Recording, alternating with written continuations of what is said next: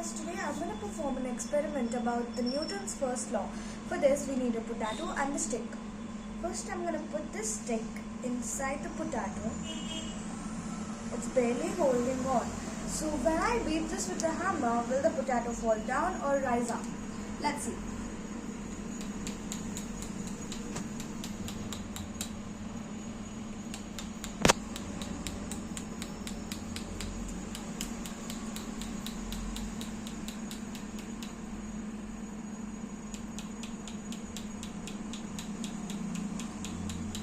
So it's rising up. So what's the reason?